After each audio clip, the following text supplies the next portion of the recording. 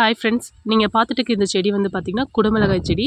இது வந்து பார்த்திங்கன்னா பச்சை மிளகாயோட ஒரு வெரைட்டி தான். அதனால தான் அந்த செடியும் அசல் பார்க்குறதுக்கு பச்சை மிளகாய் செடி மாதிரியே தாங்க இருக்குது. வீட்டுக்கு நம்ம சமைக்கிறதுக்காக வாங்கிட்டு வர குடமிளகாய் இருக்குது இல்லைங்களா, பச்சை கலர் குடமிளகாய், அதுலேருந்து எடுத்த விதையில வந்து வர வச்ச செடி தாங்க இது. நம்ம தனியாக வந்து கடையிலலாம் விதையெல்லாம் எதுவும் வாங்கிட்டு வந்து போடலைங்க.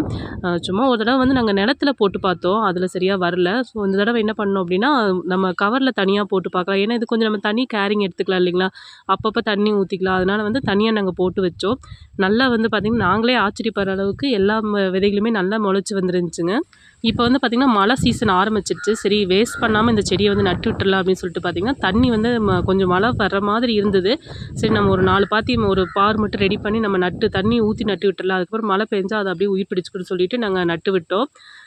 நாங்கள் நினச்ச மாதிரியே பார்த்திங்கன்னா அடுத்த நாள் காலையில் நல்லாவே மழை பெஞ்சுது. செடி வந்து எப்படி வருமோ என்னவோ, ஏன்னா ஃபஸ்ட் டைம் நாங்கள் நடுறோம், இது எப்படி வரும்னு தெரியல. சரி நட்டு பார்க்கலாம் அப்படின்னு சொல்லி நட்டோம்.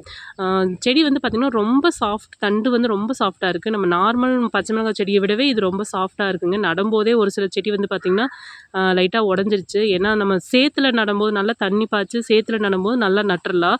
இந்த மாதிரி வந்து கொஞ்சம் நம்ம லைட்டாக ஈரப்பதம் இருக்கும்போது நம்ம அமுத்தும் போது அந்த அழுத்தத்துக்கு வந்து ஒரு சில செடி வந்து உடஞ்சிருச்சு. ஆனால் பார்த்திங்கன்னா நிறைய செடி வந்து உயிர் பிடிச்சிருக்கு.